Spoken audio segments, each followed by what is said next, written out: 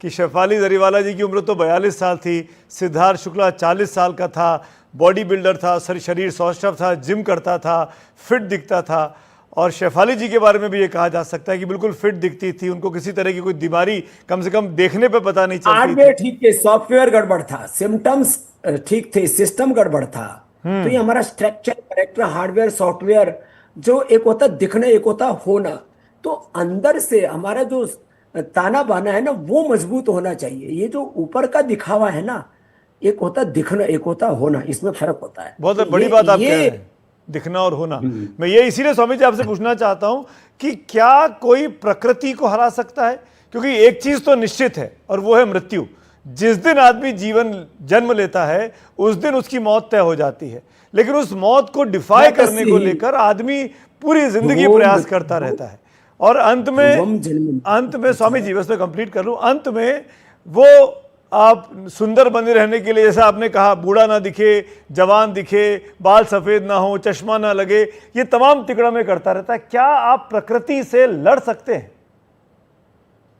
तस्मात् अपरिहार्यार्थे न तम शोचितुम अर्हसि। ये जो बचपन है वो जवानी में, जवानी बुढ़ापे में रूपांतरित होती है।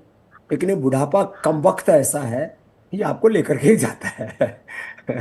ये जीवन का जो परिवर्तनशील चक्र है ना, इसको आप स्लो डाउन कर सकते हैं, ये बात सही है।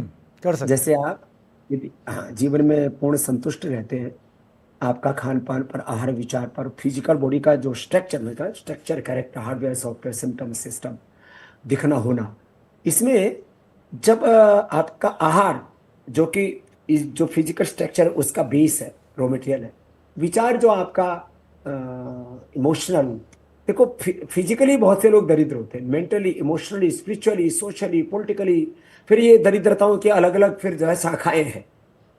जैसे आजकल ये जो कोई किसी की छुट्टियां काटने में लगा है, कोई किसी को जलाने में लगा है, कोई किसी को मारने में लगा है, कोई किसी के साथ रेप करने में लगा है।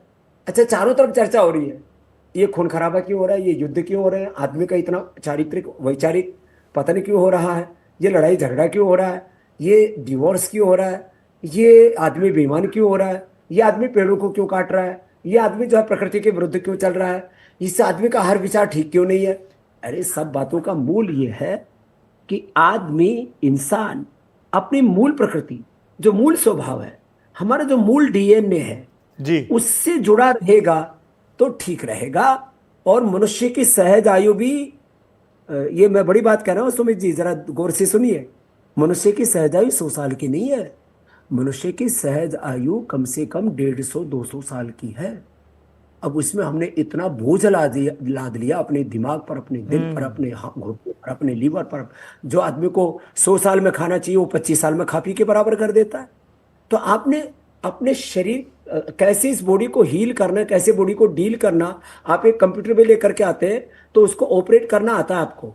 अपने आप को कैसे ऑपरेट करना है, कैसे कोऑपरेट करना है, ये आता ही नहीं है। तो आदमी यदि ठीक ठाक चलता रहे तो ये बात सच है कि 100 साल तक बूढ़ा नहीं होगा। स्वामी